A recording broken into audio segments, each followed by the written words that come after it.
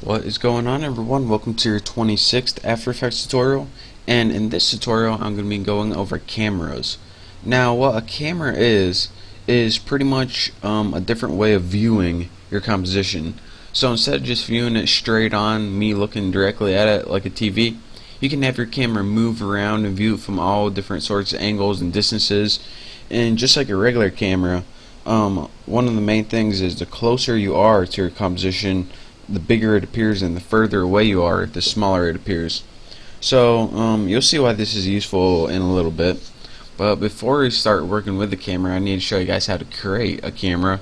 So how you do that is go to Layer. Again, not again, it's the first time I'm telling you, but make sure your current time indicator is the home, and just press home on your keyboard if it isn't.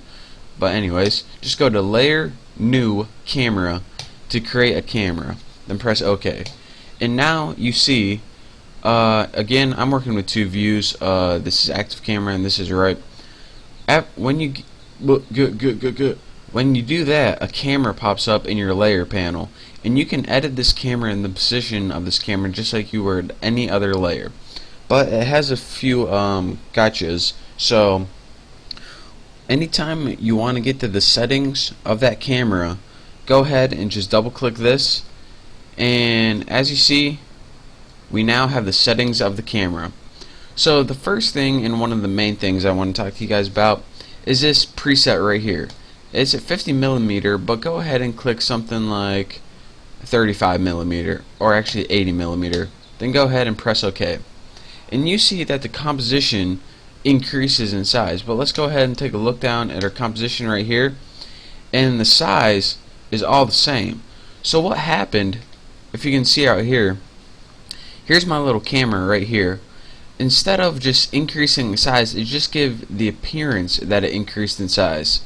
So let's go ahead, and this brings me to the point that anytime, I don't know what it was at before, 35 maybe? Good enough. Anytime your camera increases or decreases in this little preset right here, a decrease means you can see more of your composition, an increase in size means you can see less of your composition. But that is irrelevant for now. I just wanted to show you guys what that is. So pretty much what you're seeing isn't the size of your composition, it's just your perspective of how big it is based on the angle of the camera. If that makes any sense at all. If it doesn't, oh well. Another thing I want to take note of is, aside from when we start editing angles and all stuff like that, aside from all these basic what are they called, preset views, you have your custom camera views too. So ours is the same right now, but whenever you start editing weird angles, you can also view it from the cameras you made. So that's a neat little thing to take note of. If you want to make a camera just for viewing angles, you can do that as well. So now let's get to something halfway useful. When you're making like professional films and stuff, a real camera has different amounts of blur depending on if it's in focus or not.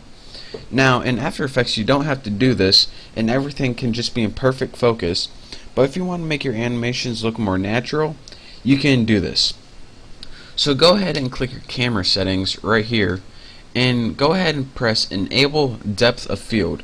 And what this is going to do is allow things that are in focus to be clear and out of focus to be blurry, just like you would on a real life camcorder. Now what this is the focus distance right here.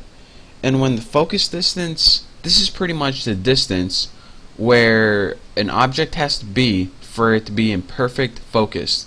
Anything that's further away than 1200 or closer than 1200 pixels, it will be blurry. So go ahead and press OK, and again, the lock to zoom is just to make sure this and this are the same value.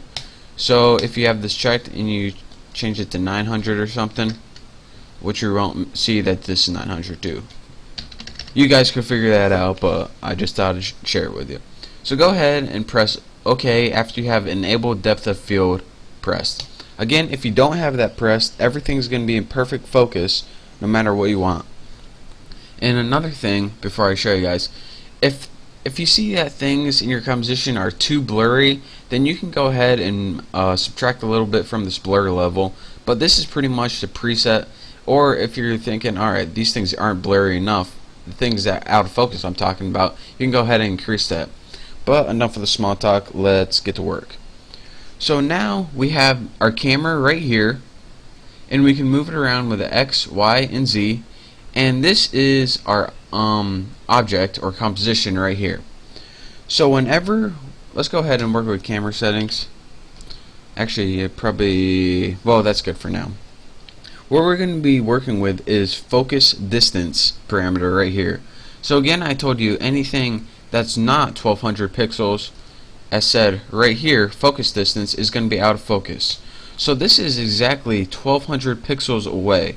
So let me go ahead and move the focus distance closer, say to 900.